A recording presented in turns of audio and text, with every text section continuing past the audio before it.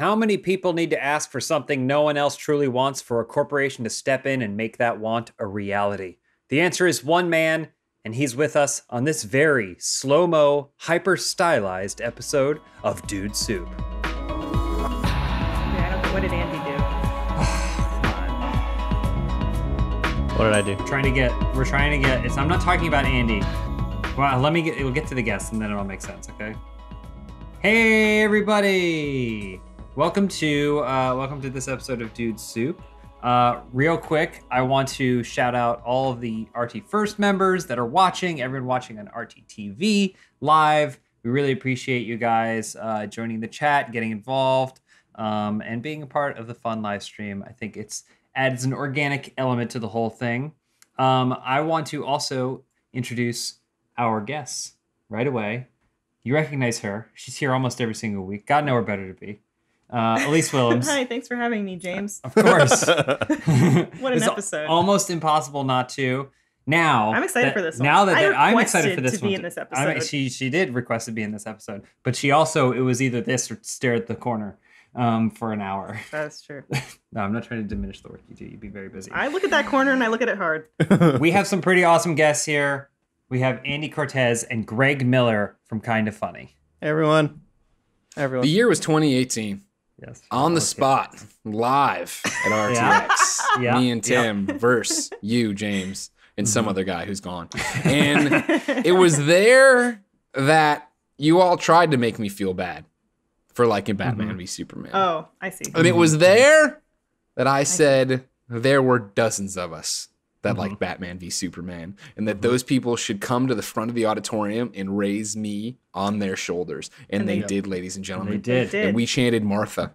And 2 short years later, hashtag release the Snyder Cut is mission accomplished. Now we're moving on to the Suicide David Ayers cut. No, Hold on. You forgot the most important part of that whole story. Every time you post that clip, it ends too soon, because what follows is afterwards I shout, "Those of us that love improv comedy, come and lift me up." And then I ran to the front of the stage and no one held me up and I fell off the stage. You fell. Adam and I were laughing so hard we were crying. We both had tears because he fell off the stage, and it was... That on the spot with you guys is, I think, one of the most fun things I've ever done. Everyone was firing on all cylinders in that. We'll never be able to do it again. No. Never Well, I mean, it's again. on you, Andy. It's really on you, because Tim was able to bring it. Like, can you bring that level of comedy to Dude Soup? That's what we need to find out right now. Oh, God. I don't know about that, guys. I just want to first and foremost, I just want to get it off. Greg is getting stuff off of his chest. I want to get stuff off of my chest. Okay. I am not Rahul Kohli, and I am not Mike Shinoda, okay? I am not those people. Yes, I may there's a slight resemblance, I'll admit that. But I am not Mike Shinoda. I think that's the one I get the most. Those are the only lower thirds we prepared. Yeah. I was confused. I looked at the call sheet and it probably said Shinoda Kohli. I was saying it probably said Andy created. Cortez, but I for sure read it as Shinoda Kohli. Andy, do the eyebrow thing. Show him the eyebrows. What do you Because mean? if you guys didn't know, from the eyebrows up, he looks a lot like Jon Snow. Oh, right. Hold on. Okay. And you might think, man, like Game of Thrones obviously didn't stick the landing, hold so a lot on. of people have already kind of forgotten about it. But there is an image where it is Andy next to Jon Snow's eyebrows, and I have to say, it's true. Hold on, Is it hold on. it's just the eyebrows? I can see his eyes. Like kind of like from here up. Like, hold on. If you're just quiet, So if you're not quiet the for a hair. second. Let me see if I can Hold on, find hold the on. image for you. on If the you're quiet for a internet. second, here you go. Here you go. I Okay, don't want all it.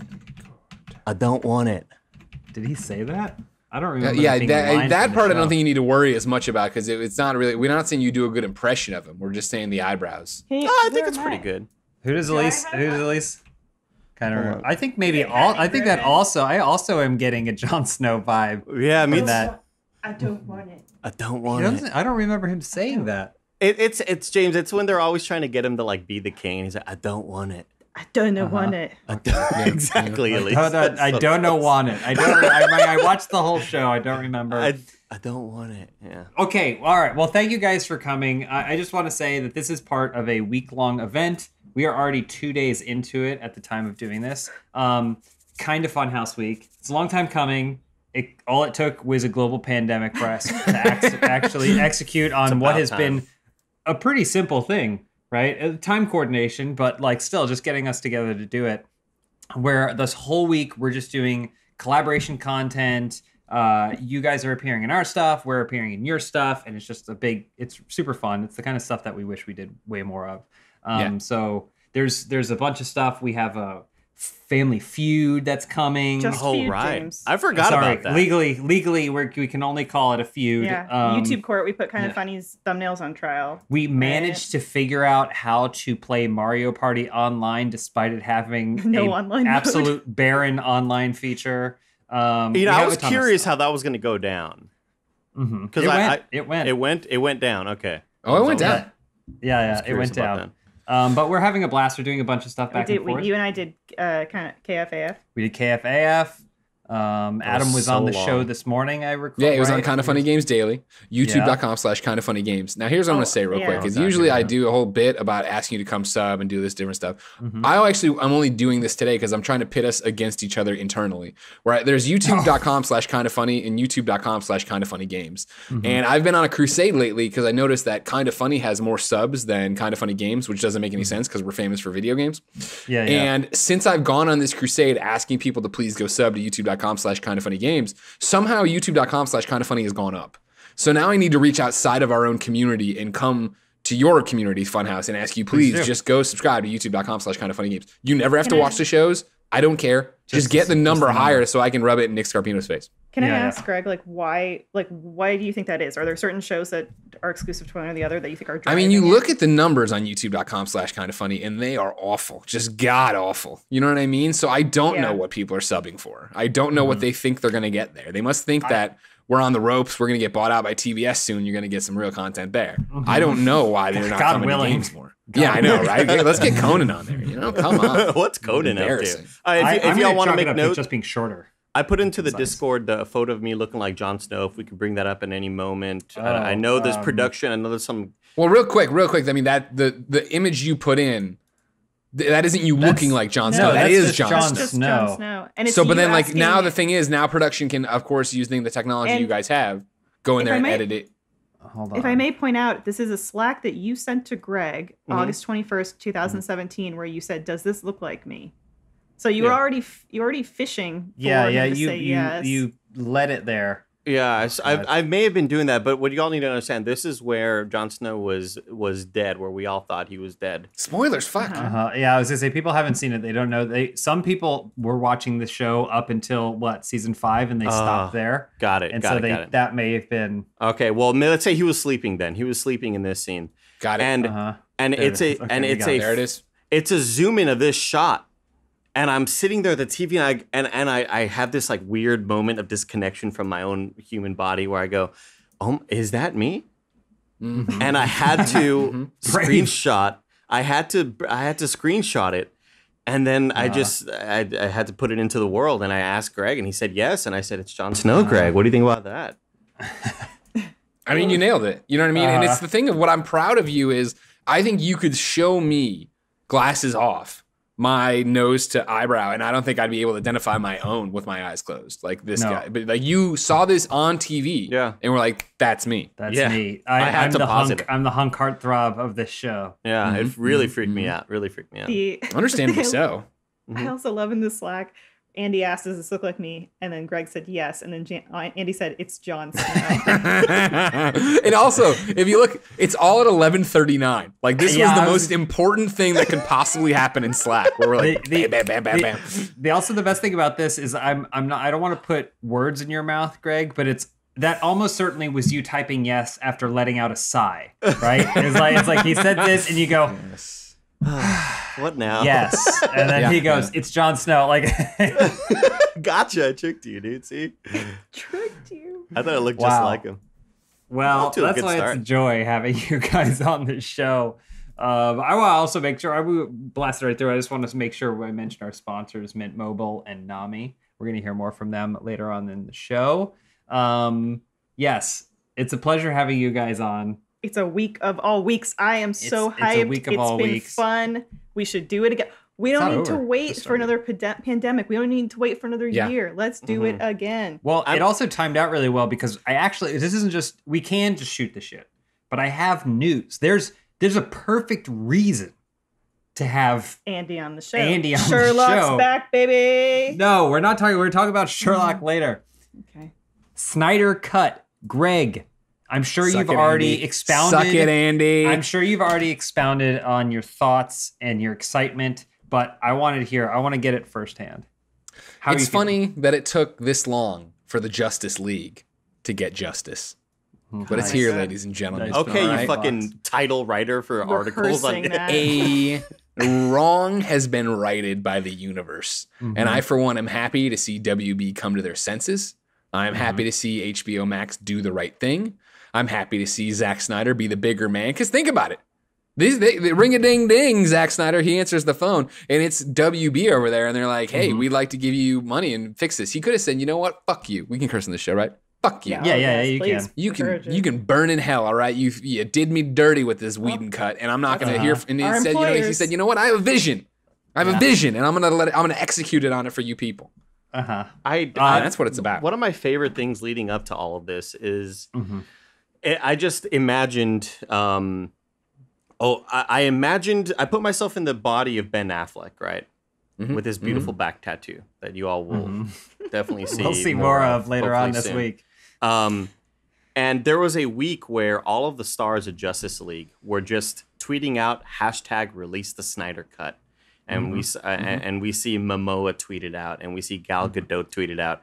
But then Ben Affleck tweeted it out, and I couldn't imagine anybody who wanted to tweet that out less. Like, why on earth would he, like, you got to imagine that he was the last one to sort of agree to this and just said, fine, fuck it. Okay, I'll tweet out this stupid thing for this movie that nobody cares about, you know? Except Greg. Greg cares about it. Yeah, and clearly millions, Andy.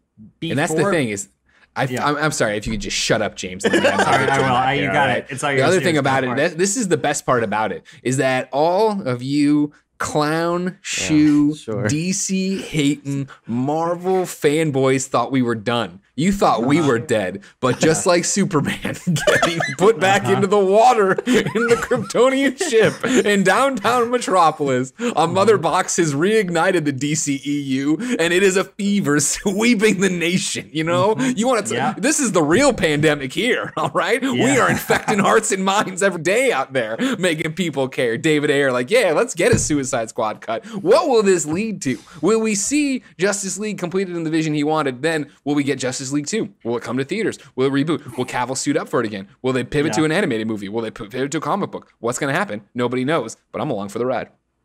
Well, that's great. That's a great. Well, this is a great show. Thank you guys for tuning in. Sorry, I have a question. Will you be able to watch this objectively, Greg? Oh yeah, because if you didn't know objectively, I don't like the DCEU. It's people have, you know, as a DC fanboy, so many people have put it on me that I love the DCEU and all these different things. I don't. They made a lot of choices I never would have made. So yeah, no, I can objectively watch it. The problem of it all comes back to Batman v Superman, which is that I left the movie theater going like, all right, that was a fun movie. It's, again, not what I would do with any of these characters, but they did it and they went this way. And then other people coming out and going, that was the worst movie I've ever seen. That is the worst movie of all time. And me going, it's not the worst movie of all time. And then the huge debate raging. And so over time, it's gone from me saying it's not the worst movie of all time to me being it's the greatest movie of all time, which is not my position. But it is more back towards the other way. But it's just like, whatever. I mean, jokes and bits and, someone has wrestling to defend personas it, Greg, and aside. that's you. Yeah. You're the one who has to defend you're it. champion. I totally get it because I am a proponent of Wonder Woman in that I enjoy that movie. I don't think it's an amazing movie, but I have a good time watching it. And people, took that with hyperbole and they elevated it to Elise loves Wonder Woman. Elise is this huge, and I'm like, no. I enjoy Justice League. Like I saw it once and I had a good time watching it. Well, see, and that's where it comes back to is like I hate Justice League. Like, and it's that thing of and I hate it because I mean obviously it's a Frankenstein of two different movies and it doesn't make thematic sense. But then there is a part of it like. This is such a long conversation. Sorry to take over the whole show. Andy, just turn off your camera. No, please. That's okay.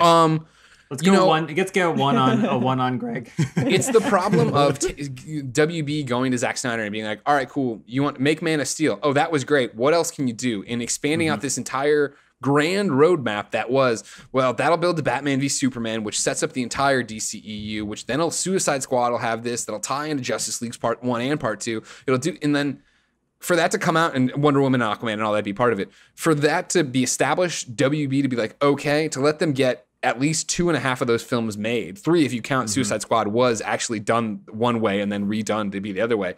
It's this idea, the people I dislike the most at it are the execs at WB who looked at the Metacritics and Rotten Tomatoes in fan reactions and were like, oh God, they hate it. Let's, rather than cancel these movies and let somebody else take them over, let's try to mishmash them and make them into something good, which even if you hate what Zack Snyder did, that's not going to lead to a better movie, right? That's not going to lead to a better universe where it's like, cool, Suicide Squad, when you watch now, is nonsense. And it's because they had to take out all the references that were building into this dark side world, this Justice League, the coming of Apocalypse. Like they were trying to build this universe with that in mind. And when you rip that out, that movie becomes even worse than it probably would have been anyway. And that's the thing. So many people have reached out to me and been like, oh man, great. Now Justice League is going to be 4 hours long and still garbage. And it's like, hey man, it might still be bad, but it's no way going to be as bad as Justice League is to me now. To me, I don't know. Other people want to love it or do whatever. I understand, but it's just not my deal.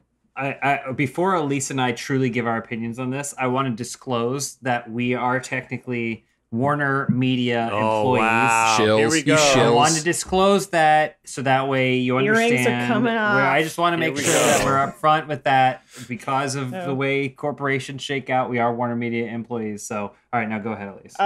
Yeah, no, it's a stinker. And let me just say, they didn't earn the Justice League. No, that's the problem, right? And it's a shame because, like, we always say it would have been great if you had gotten all these, Aquaman before Justice League, if you'd gotten that movie. Well, yeah. And you'd gotten, That's the big difference, like both of you are saying, and Andy's not saying anything, but like both of you were saying... Wait, so when you want to talk about Lord of the Rings, Andy will come off the bench. Yeah, we'll get there. Is that release the Del Toro cut? Yeah, it felt like The Hobbit. It felt like the executives were pivoting based off whatever the temperature was in the room at that exact moment. Yeah. And they were making all these decisions while looking across the yard to Marvel. Yep. So they were like, "Oh, we should do that."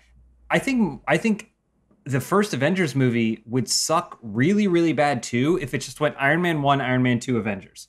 Yep. If that was all you had, and then it was like, now go. And also then you had to, not only that, but then you made Iron Man 2 not only the kind of shitty prequel to Avengers, but it was also Captain America's movie and it was also Thor's movie all at the same time. Yeah. Like it would be bad. Like there's no way. And I'm with you, Greg. I'm a fan of Man of Steel. I like it. I actually really like it. I think the score is great. I think Henry Cavill is a stellar Superman. Yep. And I'm not like unlike you, I'm not even like a big Superman fan. I always lean more towards Batman. I like Superman stories where they're like my favorite Superman stories are the ones where they're like, this is so unlike Superman. Like Superman Red Sun. Red Sun, or like basically anything where even Injustice. Yeah. They're like, stuff like that. I'm like, that stuff is cool because it takes him out of that really lame character, pseudo lame character.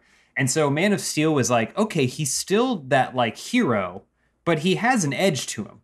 There's something, right? There's a dimension right to it. now. Yeah. Greg is so happy right now. He's well, again, Andy, it's the haters like you that want to tear us down, Andy. You can't just let us enjoy something. You know what I mean? God forbid our opinions don't line up.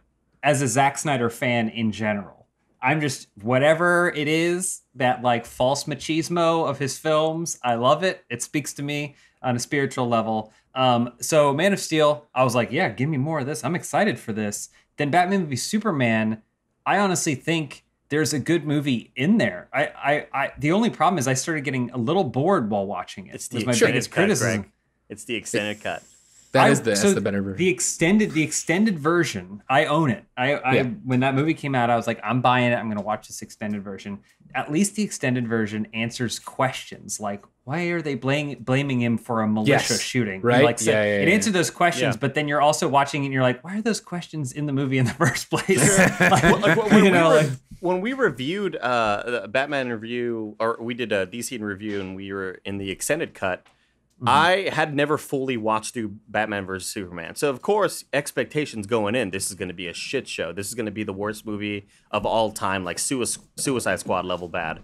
But watching the extended cut, that being my actual first, like, beginning to end complete experience, I walked away thinking like, damn, that was kind of cool. Like the scene in court with the bombing and everything. I was like, fuck, there's some really cool ideas here. It's my favorite. That's my favorite moment in any superhero film ever made. Is after the bomb goes off, and then it cuts to Superman with the flames all around him, the burning ash of the Congress, and all the dead bodies. And he looks over to where the wheelchair was, and he just goes, "Missed it." And he just has this one nonverbal reaction, and I'm like, "That is the." I just got goosebumps. That's Superman. I'm like, I got goosebumps right now, man. That's such a Superman moment, and it's in that movie. So to say that it's worthless is just, I think, objectively wrong. My favorite DCU moment. Please tell me. It's in Justice League. Oh yeah, I know. And it's when I cheered in the theater when I saw it. It's when Superman he abandons everyone, but then during the big final fight, he shows up again, and it cuts to everyone's reactions, and it cuts to Ben Affleck, and he goes, yeah. We've seen that around there for sure. It's the worst. Sure. And I hate that. I think I clapped and cheered when I saw it because I thought it was so funny. Yeah. And so Batman v Superman, my opinion on it is I was like, that movie feels so bloated and kind of like misguided because in the midst of it, it felt like a lot of things were happening. It was supposed to be a sequel to Man of Steel. There were a lot of things happening in there. It was supposed to be a sequel to Man of Steel. It also felt like Zack Snyder had a feeling that this was going to be his one shot to make a Batman movie. So he basically made a Batman movie inside a Superman sequel, and they were pushing him to make it so that way the next one could be Justice League without any other setup, and it just had to immediately. So the whole scene with her on the laptop, Wonder Woman on the laptop, finding the Justice League protocol and like Flash.exe and stuff. Lex went through and it had a graphic designer make them all like logos for what Cyborg and Aquaman would be. It's so hard to watch, but it's also in the same movie as that cool shit. The point when those cops catch Batman and he's just doing a tear, branding people. That shit is awesome. And I know the fight scene that they have at the end of the movie comes to kind of like a weird end.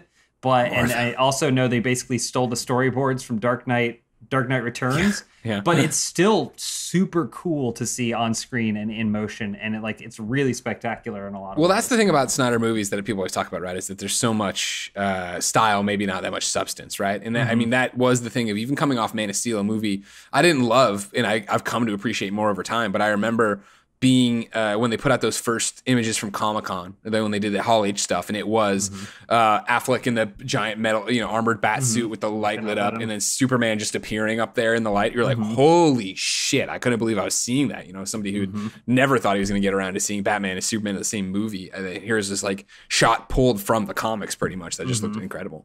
Yeah. Well, even the opening when just thinking, there's so many great moments. The Batman's assault on the warehouse is one of the best film Batman moments I think I've seen in any movie. And then also in the opening when they're showing what happened in Metropolis and everyone's running away and Bruce Wayne's running into the smoke. You're like, holy shit! And honestly, I thought Ben Affleck was a pretty good Batman Bruce Wayne.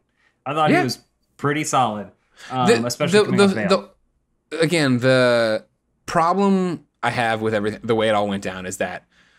And this is gonna sound weird, but stick with me. I feel like with Greg talking like he was a part of all of this, like he's giving his own testimony. Like, look, when I was a part of it, I would have done things differently. I was in the boardroom. I tried to stop them, but they wouldn't know. It reminds me a lot of Xbox One, where the Xbox One launch and messaging, and when they got clowned by PlayStation that at E3, right?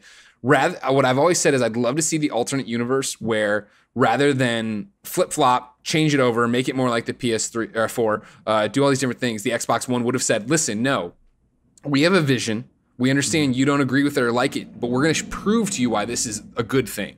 They didn't. They flip-flopped. They were never able to catch up to PS4, right? I feel like it's the same thing with WB in this thing, where even if what I would have done if I was there and had any say in it or whatever, and it was like, man, people hate these movies, and I was like, well, we can rip all these references out. We can bring in Joss Whedon. I'd be like, no, let's just get in front of it and be like, cool. We're still going to make Justice League and Justice League Part 2 in Zack Snyder's way, but we're going to tell everybody that's it. That's the end of the DCEU. We were doing this thing. It's this look at a universe. We're done, and then we can go and do whatever we want with it from there on out. Rather than this they didn't. It's the same thing where they didn't believe in their vision, and I don't know where that starts or ends. You know what I mean? Of like, if it was just Zack Snyder saying all this stuff, and they're like, yeah, sure, and then nobody ever did it, or if there was somebody at WB who was like, this is the right way. I think it's reactionary to Marvel stuff, like we've talked about before. Like, I think it's just them seeing. I think it's them regretting not being more like Marvel, and then trying to just totally let's change the whole tone. People aren't liking this. Let's change it and make it more snappy and you know, quirky. Well, that was the whole argument from the beginning, right? With what Man of Steel was, is that Man of Steel was a reaction of what if superheroes really existed in our world, and so it wasn't meant to be the Marvel. I mean, Marvel, obviously, the MCU is fucking fantastic. They nail the fact that these are comic books come to life, and if DC was to go do that whole thing, I think the argument was, what would separate us from Marvel? Would we always be second banana? So people love the Nolan films, a grounded Batman. What if we tried to make a grounded superhero universe, right? And I think that's what's interesting about Man of Steel. Like, you're talking about the themes it wrestles with, where, you know, as long as I've been alive, I've been a Superman fan, and I've never heard Jonathan Kent say, maybe you shouldn't have saved those people, which, you know, he does. Kevin Costner does in Man of Steel, because he is very much like, Clark, when people find out about you, you're going to change the world. You're going to, and not just in the good way, you're going to change it in a way of like, what does that mean for religion? What does that mean for anything? Aliens are among us, and that's a unique take you don't see wrestled with, right? Like, I mean, you look at the Christopher Reeve movies, right? And my favorite always is Superman 4, not my favorite movie, my favorite moment, Superman 4, A Quest for Peace, where Superman walks into the UN, gets to the podium, and tells all the leaders of the free world, I'm taking away your weapons. And everybody stands up and applauds. It'd be like, wait, no, motherfucker, this alien is taking away all of our weapons. Why are we down for this? Outsider. I would like to think that Kevin Costner would have been a better dad to Clark Kent than Clark Kent's dad. And I think that's what they need to redo, Greg, is put Kevin Costner as the dad. Really base it in reality. Yeah, Kevin Costner is the adopted dad, Greg. Gotcha. Okay, you know what I mean? He'd go in there and be like, no, you have to save these people. He'd be a better dude. Sure, yeah, totally. Yeah. What do you say, Elise? It's difficult to compare Marvel and DC because there are so many problems plaguing DC in comparison. One being they didn't have Kevin Feige as an architect. Yeah. They didn't have a centralized voice speaking for this entire 100%. And it's outrageous. I feel like they haven't done that yet. And I know there's been, you know, Jim Lee or Scott Snyder, like these names get kicked around and they're like, oh, they don't seem to have any power. And I don't know what, you know, the fact that even now that like, if you, and granted now being a different time, but I mean, pre-COVID and everything else going to hell, it never was like, hey, we understand and we're pivoting and we're doing this. It was all of a sudden of like, all right, cool. The DC EU still exists, but like we're probably not going to have the movies cross over anymore. So like Wonder Woman's still going to happen. There'll be an Aquaman 2, a Cyborg, Flash, that's all happening. We're also making a Joker movie, and now we're making a Batman movie. And it's like, what is the vision? We've progressed to, I mean, as somebody, we just did Jay and Silent Bob Strike Back in review, one of the shows we do, where we watch the movies and talk about them. And like for somebody who grew up reading Wizard magazine, right, and seeing the Nicolas Cage Superman movie fail, hearing rumors all the time of a Justice League movie and never seeing it come to fruition, the fact that we live in a time now where one of the biggest movies in the world, right, can come out and be like, okay, cool, they're time traveling, and this is how alternate realities work and alternate timelines, and we're changing fundamentally the way you, the moviegoer, in a complicated way, think about time travel. It's not like Back to the Future. It's like this. And we, you know, me and Jen went and visited my family back in the burbs of Chicago, and like my cousin, who's the mother of two, was like, let's go see this. And like, she knew it all. She was down. She understood Iron Man. She understood Avengers. Like, audiences are smart enough now for you to be like, cool, we're doing DC Black Label, just like the comic books. That's going to be the Joker. If you see that beforehand, you understand you're getting an out of universe, this is happening, blah, blah, blah. And then we're also announcing this slate of things. Oh, Lucy James says hi to everybody. Lucy, shout out to Lucy James. They don't know who you are. Are you doing board games soon? She's asking. Yeah, we're doing board games. They're doing board games. It's like a fan. Yeah, it's really hot in here. And when we do Kevin Smith in review, obviously the subject matter gets dicey. So my wife comes out and closes the window so they don't have to hear me scream about all the horrible things Kevin Smith does. Can I say to your point, though, about like DC Black embracing this a la carte style? I think that's the way to go for DC, personally. I think you don't try to do a connected universe. You do it a la carte. You pull from different inspirations, and you can still do those big Justice League level like collaborations, but you just don't set them up. You just make a movie where the assumption is that people know who these characters are, You don't need to spend half the first half of the movie setting them up. They're just in whatever conflict they're in, and it's happening, and this is it. Like, do it. Be brave with your movies, and audiences will thank you for it. Yeah, I think that everyone always goes, well, let's look how much money Marvel's making. Except name one other thing that succeeded that way. Like, now we are at the point where it's just a pile of dead cinematic universe the Conjuring bodies. Cinematic I would say universe, Conjuring is the only one that's come close. We had gotten that. If it had gotten past one movie. That failed before it even began, as much as it breaks my heart. The Cuckoo's got it. The Conjuring universe is the only thing that has come close to doing anything like the Marvel has. Right? The Conjuring movies nail exactly what you're talking about, where it is, you can go into any of those movies and not know they're tied to the Conjuring universe and still enjoy it and have fun. And then if you, like, when we just watched, Andy, the scary story from when you were a kid. La Llorona. Yeah, La Llorona. We watched her, and it was that thing of, like, there was a debate of, like, wait, is this in The Conjuring? I think it is. I can't remember. I knew there was something. And then, like, a priest showed up, and Jen was like, oh, that's the guy. And I was like, is it? And sure as shit it was. I was like, oh, right. Awesome. Cool. How many movies are in that, Nara? How many? Gosh. 8, probably, right? There's a ton, yeah. So really? There's 3 Annabelles. 3 Annabelles.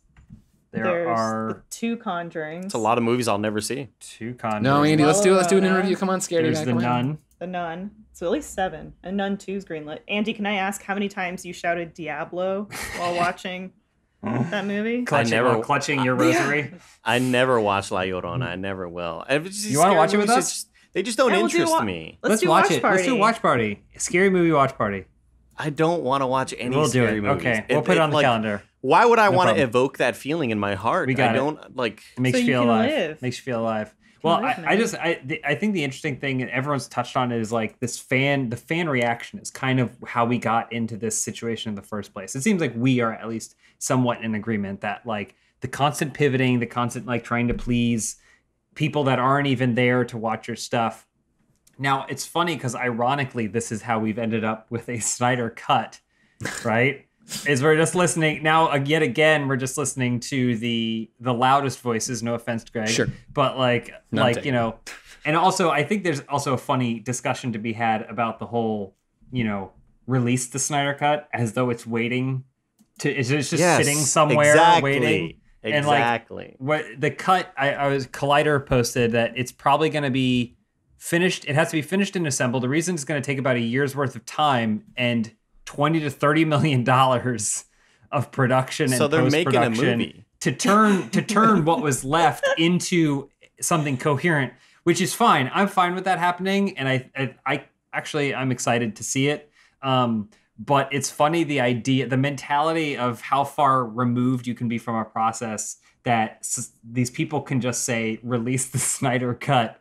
When the truth of the matter is there is no Snyder cut because they made a different movie instead halfway through, and now they need to finish movie. They didn't finish any of the effect shots or any of the stuff. Yeah, to make it exist. It's just funny to think like those.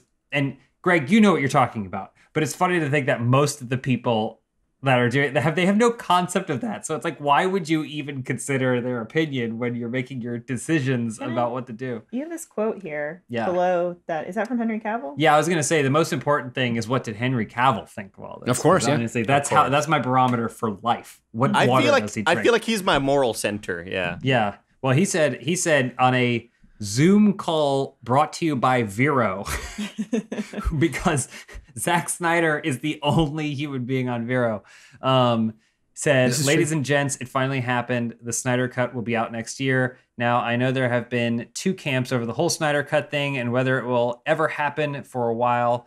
Just remember, we all get to have more Justice League now. It's a win-win, so be nice to each other. Winky face, big congratulations to you, Mr. Snyder. Can I just say, it's a sad state of things when in the wake of a recut of a movie being made, someone has to say, be nice to each other. Yeah. Like, that's a little... Well, it was perspective is, It was the fact of how dirty the hashtag got for a while, right? Yeah. Where it was being used, as anything is on the internet, right? Where I'm sure you guys see it too, where, somebody claiming to be one of your fans goes out and does something horrible in your name, attacks them, talks shit, does whatever. And you're like, no, this isn't what your name. And there were people who were like super aggressive with the release of Snyder Cut in the privileged, I'm going to be an asshole jackass way, not in the way of like, well, mainly me using it as a joke, but also being like, I want to see what he would have thought. I want to see what he would have done, right? And I do think that like it's fucked up that WB treated it this way, but not to the point where I would fucking call WB execs or harass them on Twitter or send, you know what I mean? Like shit like that, like the horrible stuff. Yeah. I saw a great tweet sort of regarding the David Ayer cut of like David Ayer says that there's an Ayer cut for Suicide Squad. And then I feel like it may have been Timur Hussein. I forgot who it exactly was, but they said, there's actually a different cut for every movie ever made. yeah, that's true. And it's so true. Like I feel like Suicide Squad is probably my least favorite movie of all time. Like walking out of the theater and legitimately feeling regret and like anger, and I've never really felt that leaving a theater. Sometimes I'm like, that was fine or whatever, but this, when I sat in my car, I was like, fuck, that was terrible, dude. Like, I don't more Slipknot. Yeah, I feel like they did Slipknot dirty. Yeah, really bummed out about that. When he steps out of that van and he doesn't get a title card that shows his height and weight, I was like, Slipknot, this doesn't look good for you. He is not long for this world. Yeah, but I like David Ayer, I would rather not hear what you have to say about Suicide Squad. Like, because I don't feel like Andy. I know we'll get into it this week, but very much this argument is made for Lord of the Rings, theatrical versus extended. I want to get into that. I want to get into this real quick. I just want to make sure we hear a word. If you, I'm trying to say, don't use a standard phone carrier. If you want to call your local film executive and demand a recut of theirs, you should use a better service like Mint Mobile. Okay. Mom, I love you, but I gotta go. Okay, goodbye. Have you looked at your wireless bill lately? Because you're probably paying too much. It's not 2009 anymore, Deborah. Network coverage is better than ever, no matter your wireless provider. So why then are you paying more for the same service? You don't know? Well, in that case, let me tell you about Mint Mobile. All right, they can slice your bill down to $15 a month for the same premium coverage. Okay, well, now you're thinking, this is too good to be true. Well, no, it is true. Stop doubting me, Deborah. Okay, I've been using Mint Mobile for about a month now, and nothing has changed. My same phone. I got my same phone. I got my same phone number. Everywhere I've gone, my service has been fast and steady. Literally, the only difference is how much I'm paying for the service. That's the only thing. So to get your new wireless plan for just $15 a month and get the plan shipped to your door for free, go to mintmobile.com/dude. That's mintmobile.com/DUDE, dude. Now cut your wireless bill to $15 a month at mintmobile.com/dude. Mom? Okay, yes, I'm back. And we're back. Thank you, Mint Mobile. Please, honestly, don't call anyone. Don't do that. You use a hashtag, sure. Call that's fine. Those are easy to mute, but you're better than that, yeah. So Suicide Squad, yeah. The thing about Suicide Squad is, I don't know that what bothers me is the finished product. What bothers me is that it made $1 billion. sometimes also, that's what bothers me. Like, also, I love shitty movies. Is that what bothers you, or is it that it won an Oscar? Yeah, I mean, but it's one of those. It was like, well, oh yeah, it was for makeup, right? It was Damage. Yeah. Special effects. Damage is what gave it that. That's the thing. That is the thing too, because we watch Justice League and you're like, okay, of all these demands, you're watching this, and from scene to scene, you're being ripped from one tone to another tone, and now you're with a Russian family, and then that amounts to nothing, and like it is jarring. So you get that great. No, it amounts to that joke from Flash, right? Where he's like Dostoevsky and runs away, like ha ha. Yeah, that's so funny, guy. And but your whole time you're like, what is the point of this? And so there's that aspect of it where you're like, okay, I think what people are saying is like, we just want one coherent vision for this product. Yeah. Suicide Squad, while incoherent, I feel like there's no way to get a coherent product out of it. Like, there's obviously stuff that's missing.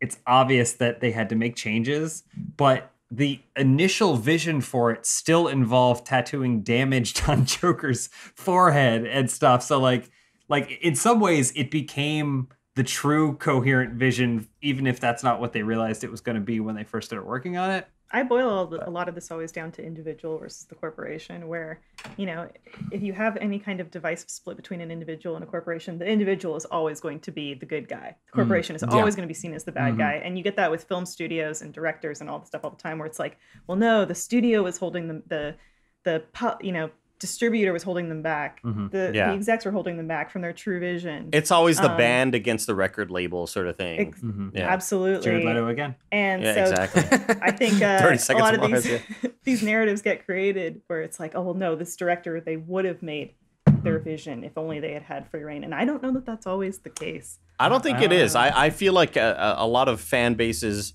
want to fantasize that there's a 9 or 10 out of 10 movie out there somewhere. But it could just be that, like, maybe it was just doomed from the start. Like, I think we've seen a lot of movies that have really interesting characters with fun dynamics that aren't good movies.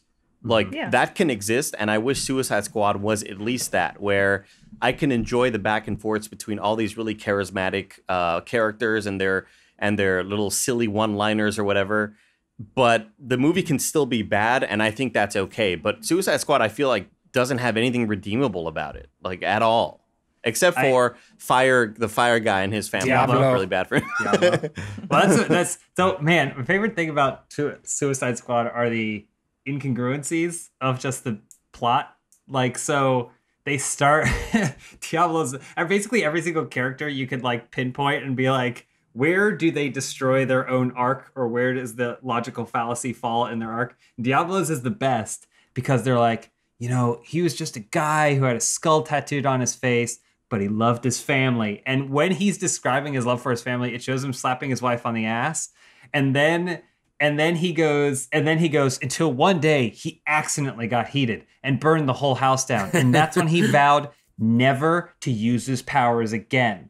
And then you go to later on in the movie, and they're showing him in the prison yard burning a bunch of guys alive. Like, did you forget earlier in the movie when you said he never did that? And then you have Croc, Killer Croc, who's like, the whole movie he's waiting around. He's just waiting around, and then they're like, there's water down here. Only one person can do it. And then Croc goes, you get me BET, and I'll go do it. And then he dives into the water. The next time you see him, he's getting choked out by an enemy bad guy. Like, he's losing the underwater fight. And then one of the nameless Captain Flag soldiers is the one who sets the bomb and blows it off. Yeah. Like, he failed in his only task. Yeah. I will say Suicide Squad is probably easier for me to watch than some other movies, because it's like watching a music video, like a bad 90s music video. Sure. I think the thing that bummed me out the most was that I loved the trailer. Like, they had that Queen song, and it was fast and frenetic, and I was like, dude, DC's finally making their version of Guardians of the Galaxy, and I love Guardians because it's like all the humor's right up my alley. It's totally what I'm into, and like it could just have been that I had my hopes set way too high, and which is like weird to say, but I never knew what to get out of a DC movie. Like, I never went into a DC movie thinking this is going to be a banger right here. But after that trailer, I thought, oh my God, I think they did it. They finally found, like, the right chemistry, and it just failed on, like, every aspect for me. Yeah. For me, Aquaman is probably the top of the DCU. I thoroughly enjoy that movie, and it's so stupid. It's the one movie. It's the one movie that knows the right time to wink. Yeah. Like, to kind of like take a nod. He's having fun. Redheads. He's having such a good time. Yeah. I'd say Shazam's. I think Shazam ended up being my number one. Okay. Because I feel like they went. Obviously, the tone went a little bit younger, and it felt like just a fun family film with still some like adult humor every once in a while. I feel like it was the safest way to go, and they nailed it. I don't know. Shazam number two. Some number two favorite superhero cinematic moment, which is when they're fighting, when Mark Strong and him are fighting, and then Mark Strong starts talking and threatening him, and then it cuts to Shazam, who's like 3/4 of a mile away, and it's just and he's like, what? I was like, that's really someone who has seen enough of these movies and asked this question every single time. Yeah, really, really good. And speaking of Mark Strong, Elise, taking way too many roles from Stanley Tucci. So Andy and I were talking about this recently because I have this problem. Tucci I has have a a problem fantastic with career. Mark Strong because I feel like Stanley Tucci was coming up, and then Mark Strong come to the game. He says, "I've taken your roles, Tucci." Yeah, I think there's plenty of roles. Stanley Tucci was already established though, right? Yeah, I agree. mean, He was, Stanley Tucci. What performances would we have gotten from the Tooch if Strong hadn't Mark broken out of the Strong scene? is the more intimidating. Stanley Tucci is the mind. Stanley Tucci Strong can be is the body. intimidating. Stanley Tucci can be intimidating. What happened? Oh, Greg, can you refresh your page? I guess. I've refreshed my page. Is it better now? All right. He's back. Hello. I think Greg's back. Yeah. Okay. Do Cool. I need to reset anything? I think I should be. No, we're good. Okay. We're good. We're surviving. So back to we were Stanley talking Tucci. about Mark Strong and Stanley Tucci. Put a bookmark in that.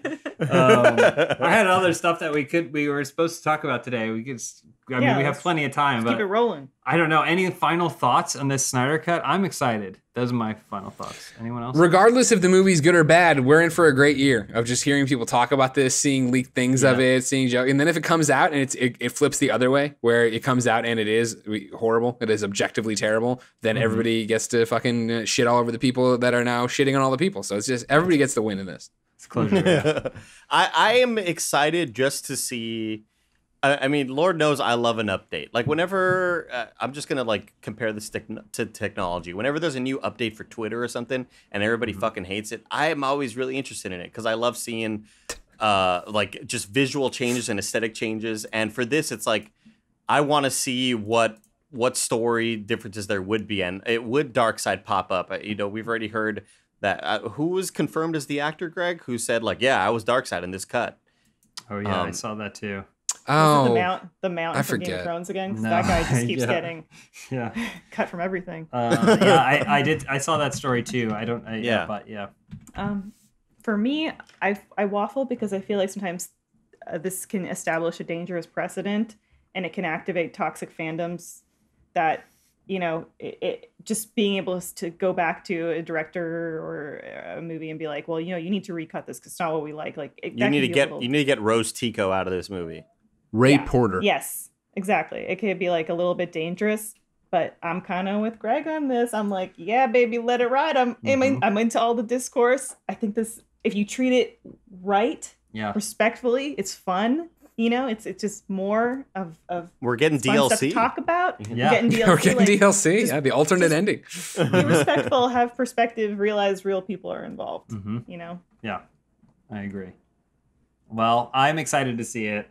I can't wait to see it. If feels like this is overwhelming for you and it's too much, well, you might want to check out NAMI. Right now, especially right now, it's important to do things that help us cope and maintain perspective on what's going on in the world. So while you're social distancing, and that is excellent, and please continue doing that for the safety of everyone, please also rely on your social network.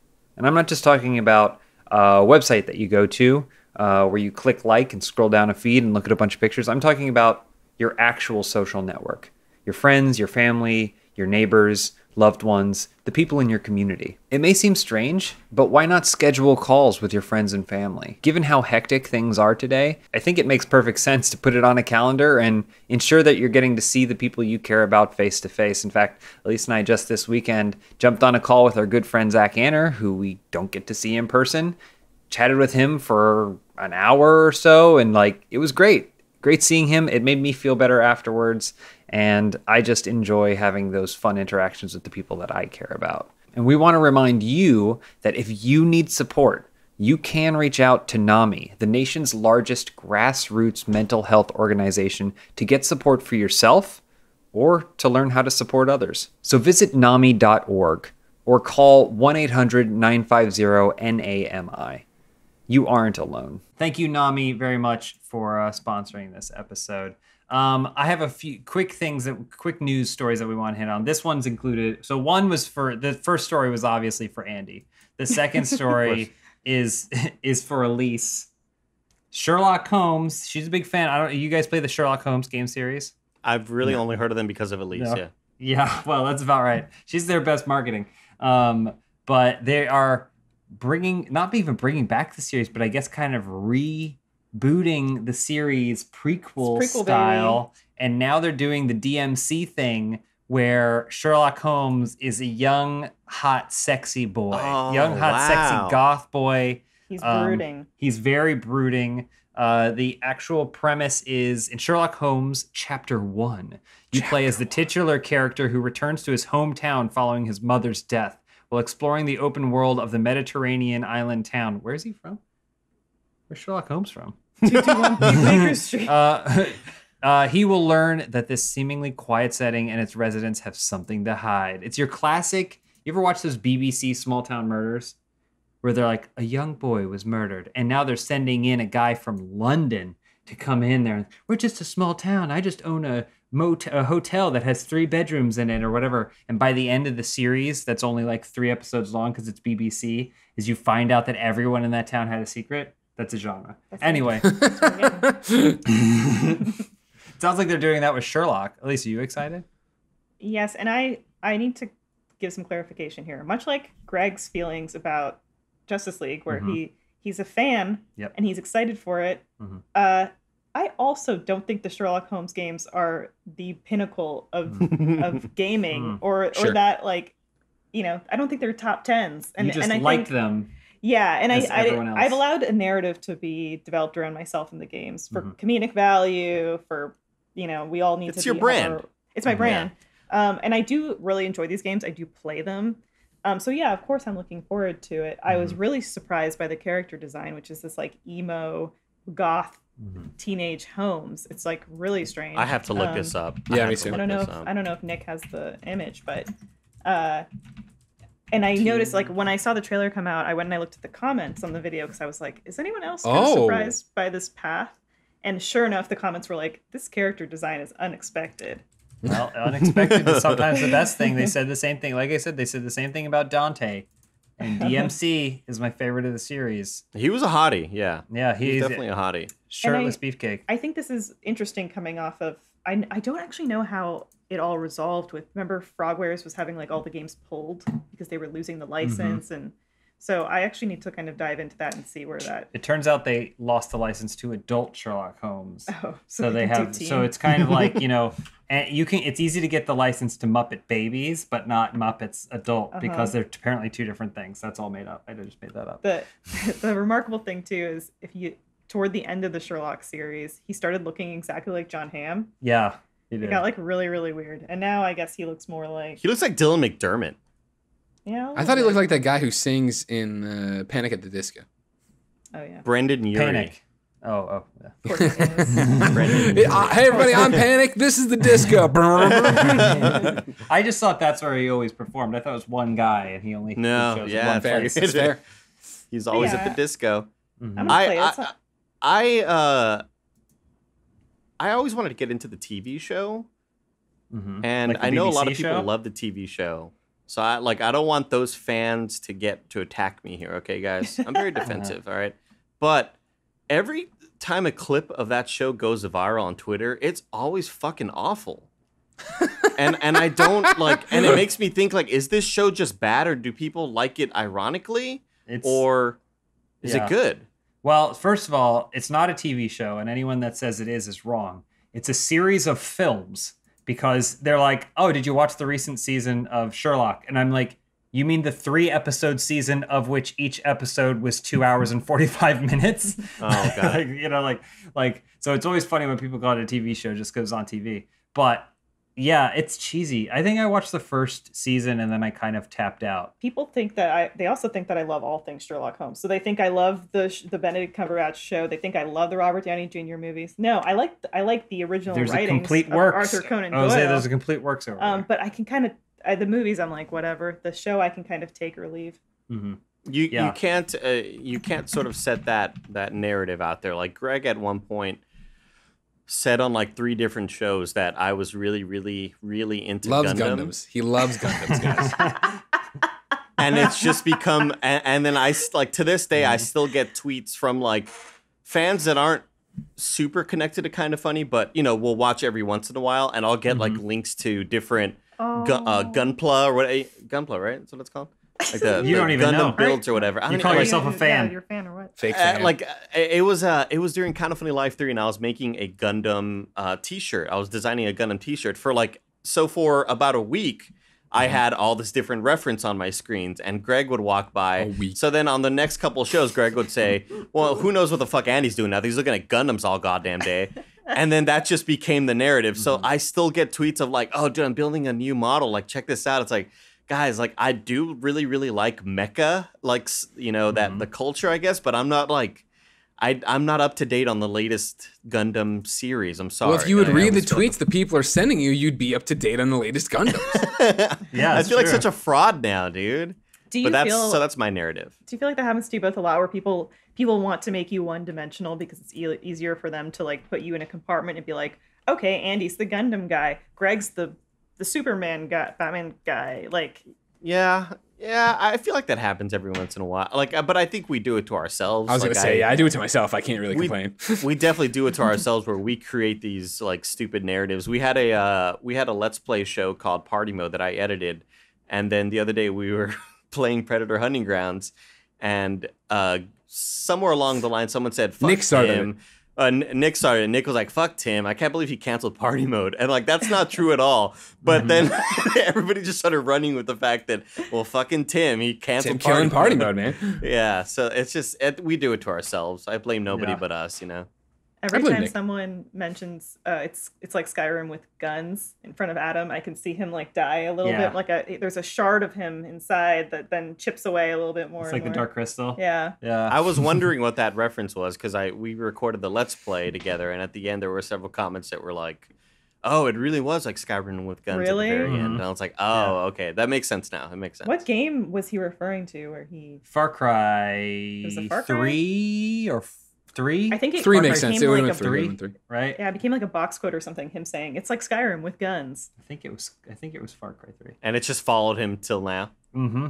Yeah, but it's Skyrim with blank. Yeah. It just became anything is that, so like it's becoming the new like Soulsborne. And he loves it. The thing is, he loves it. Yeah. He loves it. It's like if someone wants to be known for something. It's like Gundams with blank, you know, like you love it. Since you love it, you love to hear that kind of stuff. Absolutely. I love to hear about Gundams. I have one last thing that I want to get your guys' feedback on, this is for Andy? This is Andy's story. KFC is trying out a new chicken sandwich. Did you know about this, Andy? I didn't know about this. You didn't know about this? You're such a huge chicken sandwich guy that I would have thought, since you eat chicken sandwich, is there a Gundam on the wrapper? Because maybe, imagine. Not gonna know. I don't like sandwiches. Where's this narrative coming from? So according to CNN, KFC has begun testing a new premium chicken sandwich in Orlando, Florida. Good luck with that. The fast food chain, which has chicken in its name, has surprisingly found itself playing catch up against rival chain sandwiches. No, they didn't see that one there. But okay. Popeyes, Chick-fil-A, and McDonald's have tantalized customers' taste buds with new takes on the classic sandwich. So they're trying to up their sandwich game, get a new chicken sandwich. How can you make it better? Well, Andrea Zahumensky, KFC's chief marketing officer, talked about food in a way I've never read before. She said it boasts an upgrade of every single component. It includes the chicken fillet that's 20% larger. Sounds like Tim Cook or Steve Jobs or something. It has thicker pickles. Yeah. And a new type of bun to, quote, hug it in the right way. So it got thick pickle and bun hug? Yeah. We got some thick pickle bun hugs up here. Put that on the box quote. There you go. So, I don't know, Andy, does this sound better to you? No, it doesn't. And I'll tell you why. I'm not Well, first off, it's a chicken spicy. It doesn't say. Is it just a regular chicken thing, or is there a lot of spice or? I think it's just their. This is just a regular chicken sandwich. I'm on. Okay, I'm out. This is them trying to go against Popeyes and Chick-fil-A. Yeah, I'm out. I'm not a huge fan of sandwiches, guys. If you're gonna give me something in between bread, I want it to be a hamburger patty. But when it comes to sandwiches or just chicken sandwiches in general, there's a place that opened up that Greg's been talking about that serves sort of that Hattie B's kind of Louisiana style hot chicken. Hot chicken, yeah. Which is like, I'm a huge fan of just the hot chicken. But whenever these places sell sandwiches, like I'll just take the buns off. I just want the chicken alone. My mouth's watering thinking about it. I'm so like hungry. I So just you're want saying- the chicken. You're saying KFC should sell a hamburger?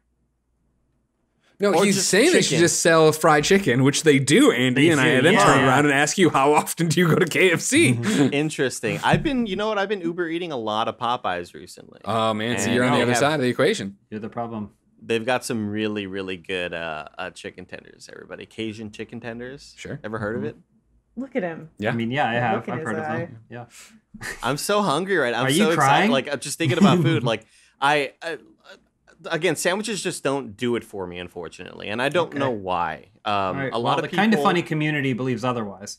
So, and they'll Jeez, tweet you well, as such. So a lot of people sort of flame me for that. Like, how did you not just grow up eating ham sandwiches or turkey sandwiches? Mm-hmm. And I think it's because of my culture and where I grew up, where, like, if I wanted to eat something quick for lunch, it would just be a tortilla with butter or beans or potatoes. Like, it was always just like, I want to say, and I don't want to say tortilla because I know Greg always gets real horny when I roll the R's and stuff. It's true. But when I get a little tortilla and just put some mantequilla on it, some butter, some papa, some frijoles, you know what I mean? Like, that's my sort of jam, and that's No like thick that was pickles? Huh? Yeah, how thick are the pickles? Thick pickle, no thick pickles, unfortunately. But that was my version of a quick lunch. You know, when people just say throw together a sandwich, that for me it was like tacos or whatever. You know, so I never indulged with that. I don't know. I'd go to friends' houses and I was always weird because they always had like just ham sandwiches. I'm gonna make a little sandwich. Like, fuck, I guess I'll eat this sandwich. But I never loved it. Did you ever have like Wonder Bread in your home? I don't think so. No. Wow. No. I don't think so. See, what I don't know like that about is. this, I what I have don't to like Google about that. this is whenever this comes up, Andy just loves to play the race card. All right. I know. You are an adult man living in San Francisco. Eat mac and cheese. He's never had mac and cheese, and now he just refuses to eat it. Really? Eat it. Wow. Try I it. love Choice. it. You're ordering hating Popeyes. blowjobs. Just order some mac and cheese from Popeyes. They have really good mashed potatoes, by the way, at Popeyes. Really good mashed potatoes. Could we order you some mac and cheese? It's a If like it was the a thing is, gift. Elise, at this point I feel like I That's like owe breaking it a to tree. myself Uh-huh. to not eat it. Okay. I've gone See, this is where we far. talk about painting ourselves into corners, and you become your own caricature. This is the thing. Andy decided he came here. He'd never had a Whopper. He'd never had a Big Mac. We gave him all that on a live stream, and he said, "No, mac and cheese is the hill I will die on. Even though it's delicious and available everywhere, I still won't do it because I need to be different." Greg, you forgot corn dog. I'd never eaten a corn dog either. I And I ate wanted to two vomit yesterday. How many are you gonna have today? I get those you, Trader Elise. Joe's frozen corn dogs. Oh yeah, State Yeah, Fair. I put. Is this Safe Air brand? Is it state? No, they're the Trader Joe's brand, I guess. Oh okay. A lot of people were pretty disgusted that I hadn't eaten a Big Mac or a Whopper. But like the thing is, I'd go to McDonald's and Burger King all the time as a kid, but it was always nugs. It was chicken tenders. It was chicken fries. Tortilla. Yeah, like he wants the elements. And then you put it in a I- tortilla. Man, I haven't had a Big Mac in fucking years. At least a Why? decade. Why not? I don't know, because it's not part of my order. I have a very specific Yeah. order. Double Lay it on cheeseburger. it. 10-piece. She gets 10-piece nuggets with sweet and sour sauce. Perfect. And she'll get that as a meal. She may upgrade to a sundae and ask for extra chocolate sauce on it. But otherwise, she'll get a Diet Coke. She's going to get those fries with it.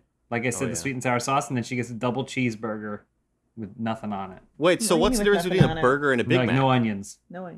That's Burger my Mac's a very thing, too. specific kind of burger. Wait, what? Big Mac's a very specific kind of burger. It's got like It's like the sauce on it and layout. dressing. It's the bun, it's the lettuce, it's the special sauce, it's the patty, it's the cheese, it's another bun, then it's another burger with more stuff on it, and then it's the top of the bun. Wow, I thought that was just their. I thought it was like, let's get a McDonald's burger. It's called the Big Mac. I No, didn't no, know no, that. no. It's a very specific sandwich. Yeah. Huh. It's because when you don't Wait, know wait, about whoa. sandwiches- So wait, time out. Had you never had a McDonald's burger No. when you moved here? Yeah. Yeah. What? Yeah. Not McDonald's at all. Wow. I thought that was just their branding. I thought, yeah, I had never. Now I will say though, the Big Mac that I had, I preferred it way more to the Whopper.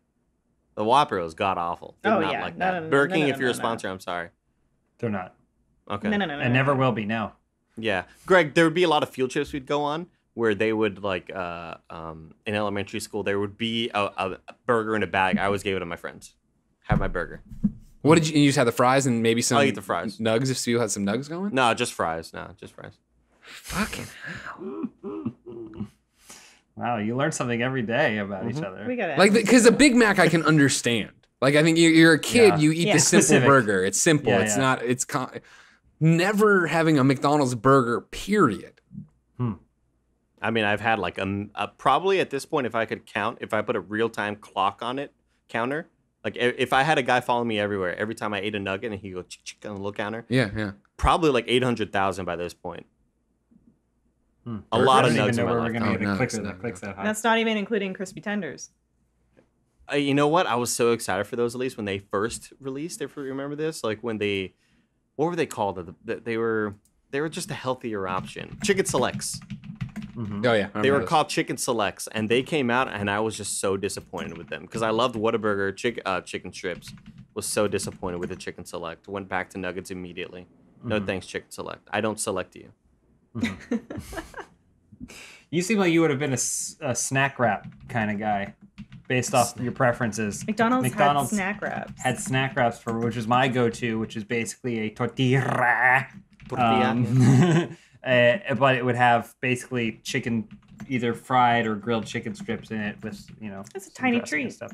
It was nice. It was like $1. It's Fuck, good. I'm so hungry. We need Super cheap, yeah. I need to eat something. I'm sorry for getting. We also need to wrap this up. Here's the thing: can't end this show without every time I host, we do the most important news check, follow up / trivia. Nick, roll that header. Oh, yeah.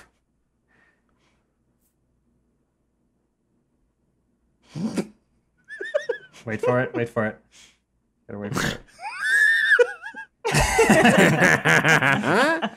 Mount up for Morbius. We spent this whole show talking about movies that may or may not be good. Let's focus on something that is great and we know is great. Okay?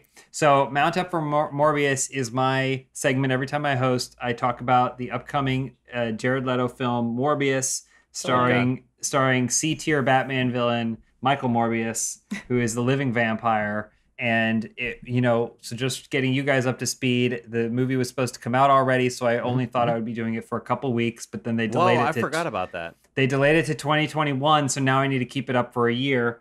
So sometimes it's news updates, sometimes it's fun and games. This week we're doing a news update. There is no new news. Roll the header. Oh. I don't think Nick was ready to roll the header so soon, but that's okay.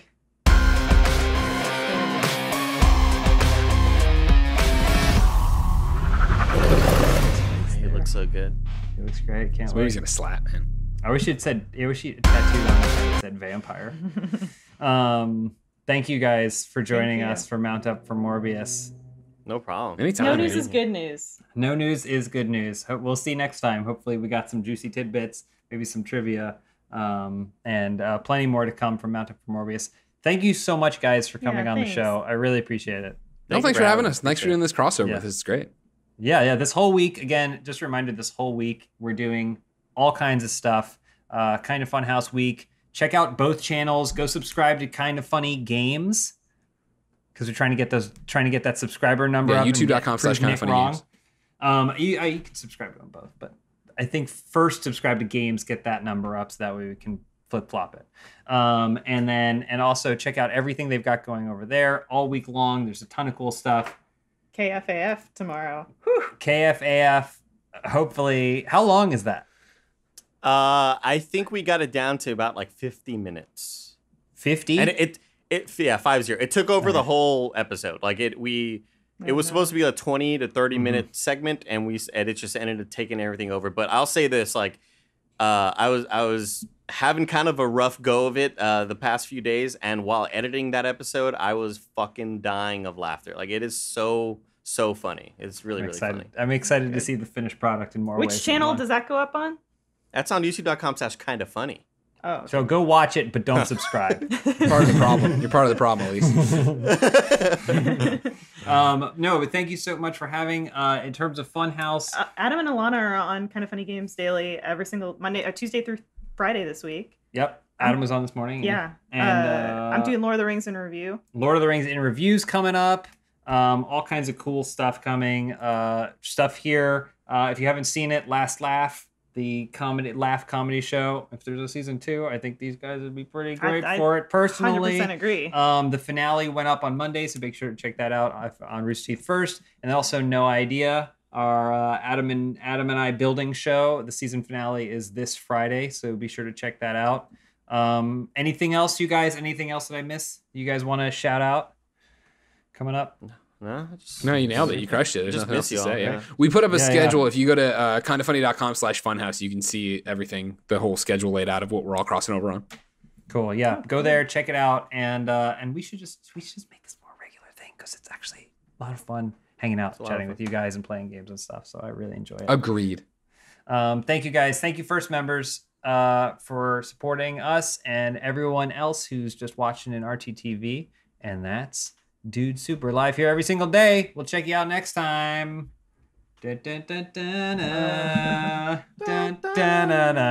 Part social experiment. Ooh, touch Blaine. Someone touch Blaine. Part game show. Part torture chamber. This is Last Laugh.